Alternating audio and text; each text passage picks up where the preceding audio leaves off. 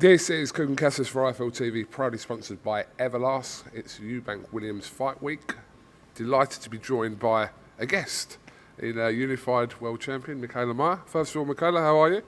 I'm doing great. Happy to be here. Excited. My first time in the UK for Sky Sports in the boxing. I've been here a few times in the last year with Team USA and training with GB, but excited to be back. It's been a while.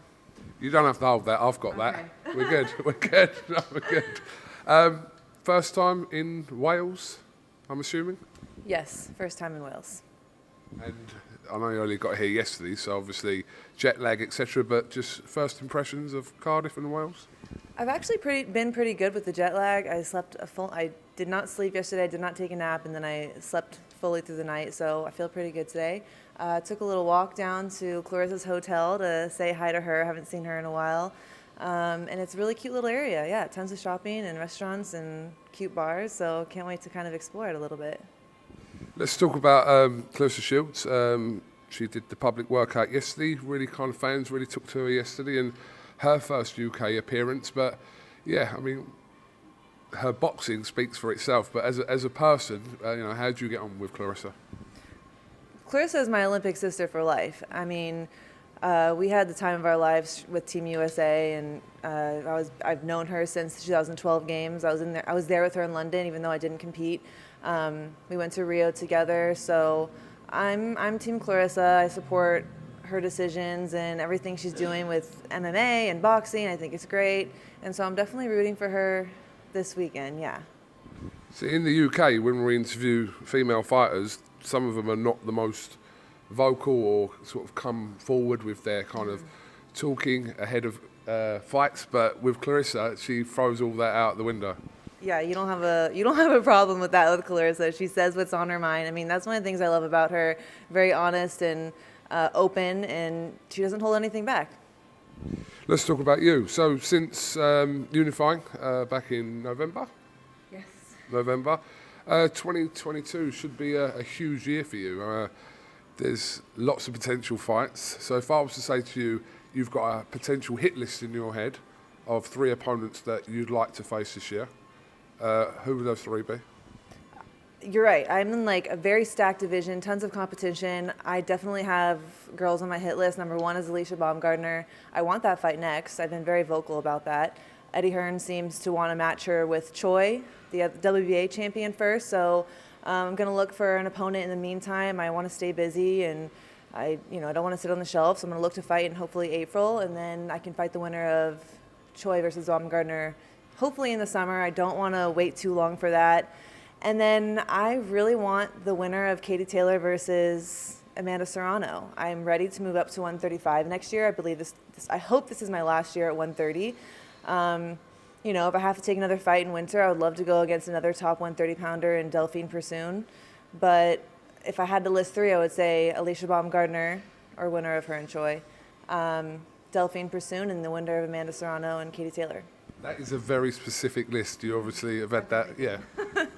Let's talk about Baumgardner. Were you surprised with her win over Terry Harper?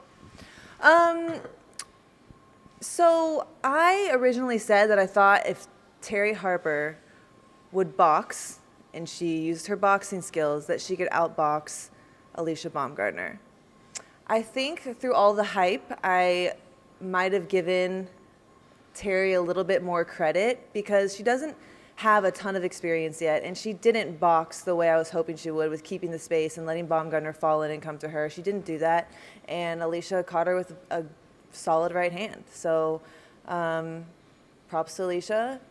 I came for Terry Harper when she was the champ, and now I'm coming for Alicia Baumgardner. Either way, it's less about the person for me and more about the belt. I'm coming for whoever has it. We've seen snippets of a bit of back and forth in interviews from yourself and Alicia, so do you want to just kind of break down that situation? Is it just normal kind of boxing trash talk between 2 potential rivals?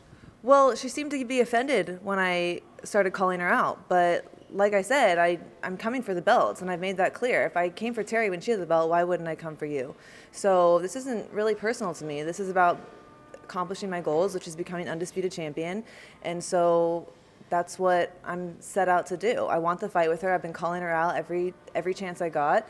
but she hasn't seemed to do the same. She's not saying my name after she's after doing interviews and after she knocked out Terry Harper. She didn't say my name, so I don't know what her and Eddie Hearn are planning, but I don't think it's to fight me right away. But I'm here. I'm literally waiting on them. Let's come on to the second part of that. Obviously, the fight between Katie Taylor and Amanda Serrano has finally been announced and done. It seemed like it's been in the works for quite some time. And yeah, I mean, Eddie Hearn coming together with Jake Paul to put this fight on is just quite a scene in itself. We saw from the press conference yesterday. But that's very much kind of in your sights as well, the winner of Serrano and Taylor. Mm-hmm. Yeah, absolutely. Like I said, I want this to be my last year at 130. I want to get the fights done and go undisputed, and I want to move up to 135. And Katie Taylor is obviously, the one at that weight division, but now she's going up against Amanda Serrano. So I don't know who's going to win that fight. I really don't. I think it's a toss-up, and I think it's a battle of styles, and I think it's whoever stays most disciplined and has the best game plan is going to come out on top. So, but I would love to challenge myself against the winner. Okay, I know that you would have expected my next question to you, obviously, which kind of results from that fight being announced to a date clash with Oscar Valdez, his fight with Shakur Stevenson. Okay, so Bob Arum's comments, which were very much well publicised over this last week. First of all, when you first heard them, what was going through your head as Bob was actually saying them? First of all, I think I disagree with his comments. I think that Katie Taylor versus Amanda Serrano is a great fight. I think it's going to do really well. It's going to do great numbers, and there's a ton of marketing behind it. So I don't think it's safe to assume that just because Oscar Valdez and Shakur Stevenson are men, that Taylor versus Serrano isn't any competition. I think it's going to do great, and I think they have to take that into consideration. So, yes, the initial comments came off the back of a date clash, but then there was some further comments from Bob regarding kind of comparing Premier League football to women's football, etc. And it was all a little bit bizarre considering, obviously, Bob's relationship and promotion of yourself, which is kind of what got everyone to think, well, what about Mikaela? So those comments, what did you make of them? I wish Bob would have worded that differently.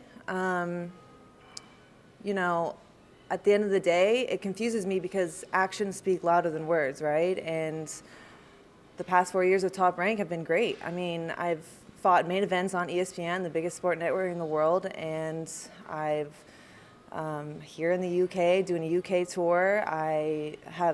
They've secured me 2 world titles. So I know that the team that Top Rank has, Todd DeBuff and Colin Moretti and everyone who's been sort of running my career these past 4 years, they support me, and they've been supportive the entire way, and they've done really well, and I'm happy with them. And so his comments definitely confused me, but it's not a representation of Top Rank as a whole and how they support me or move my career. And I'm just going to continue to try and grow women's boxing in the United States. And we still have a long way to go, obviously, but that's sort of the burden I've taken on. Just the final one on that. Is it fair to say, obviously, knowing Bob Arum through his interviews over a various amount of topics over countless years, it seems to me that sometimes Bob says things for effect as well, just to kind of, I don't know, an agenda towards like a promoter, etc. I don't always kind of take what Bob says literally for what he's saying it, if that makes sense. Yeah, I mean, like I said, it's not a representation of how Top Rank treats me behind the scenes. So it's hard to hear him say that because that's not the feeling that I've gotten over the years. So maybe. I mean, I can't speak on him. I appreciate the opportunity that I have with Top Rank and the platform that I have, and I just wish he would have worded that differently because that's not how I've been treated. That's not how I feel. Okay, all right, moving on from there. Mikaela, you're here obviously for the rest of the fight week here in Wales, so what is your plans? I'm assuming you're going to be inundated with media requests, etc. So a bit of that, bit of sightseeing, that kind of thing. Yeah, we got a full plan. We're heading to the press conference in a little bit, and then I believe they're taking me to a local gym to meet up with some of the young kids and put them through a little workout, so that should be fun. And then media the rest of the week. The fights, obviously, I'll be on the broadcasting team in Sky Sports for Eubank Jr. versus Williams, and excited to see my Olympic sister Clarissa Shields compete. And I'm mostly excited about the fact that every outfit this week is slightly tastefully themed towards each Spice Girl. So I don't know if you saw my hoodie coming in. Growing up, that was my only experience with the UK was the Spice Girls. It was my first concert ever, and so I couldn't help but to sort of, come dressed in theme for the week. Okay. I know your friend over there likes to think she's Baby Spice, but more like Scary Spice. I'm Scary Spice. Yeah, but not obviously the look-wise, but just personality-wise, Mel. Oh my God. Yeah. Wow. That was great. So yeah, you're a big Spice Girls fan then, Mikaela. I'm Scary Spice today, the leopard. Like I said, tastefully, not too costumey, but just themed towards, the legends, the goats. The goats. Wow, strong comments. Just one on Clarissa. Obviously, Savannah Marshall will defend her world title next month in Newcastle, and then after that fight, we're assuming that these girls are going to get it on, Savannah and Clarissa, because that's the other fight. Obviously, as UK fans, we want to see Savannah fight Clarissa. Yeah, I want to see Savannah fight Clarissa. Savannah's a great fighter. She's proven to be a great pro, but I'm obviously Team Clarissa. I think that not just because she's my friend, I know that sounds biased, but I think that what separates Clarissa is her speed, especially for that weight division. She's very fast and she's gutty. I mean, she does not care. She's coming. If you land 2 shots on her, she's going to come back and land 4 or 5. So I'm probably going to go with Clarissa for that fight. But it's a great fight for women's boxing. I know that they've been working to get it done for a while, and it's taken a while, but that's because Clarissa wants to make sure she's getting what she deserves for this fight. Everyone wants to get what they deserve. Savannah needs to get what she deserves too. It's not a fight that's going to just happen because people want to see it. It's a big fight for her career. It's a big fight for women's boxing, and so it's going to take time to happen, but hopefully that they get paid well and everyone's happy. And I'm assuming you'll make the trip to New York in April to watch Taylor-Serrano as well. Absolutely. We were just talking about that. I'm definitely going to be there, and it's a mega fight for women's boxing, and I'm going to absolutely be there to support it. Just the final one before I let you go, Mikaela. Do you keep tabs on any of the up-and-coming UK female fighters? Anyone catches your eye? Well, I have done training camps with Team GB, obviously, with Team USA. They've come over to the United States to train with us going into the 2016 games, and we've come out here. I've trained at the Sports Center where the Team GB works out. Obviously, Sandy Ryan is doing great. We've been friends throughout the past few years, just in training camps together. So definitely. She's got an interesting fight in her next fight, hasn't she? I know. She's fighting my last opponent, or 2 opponents ago, in Erica Farias, which is so interesting to me. Erica Farias just goes up and down, but Sandy's a big 140. It's funny looking at her now. She was, fighting the same weight as me, 132 in the amateurs, and she's grown into a solid 140. So.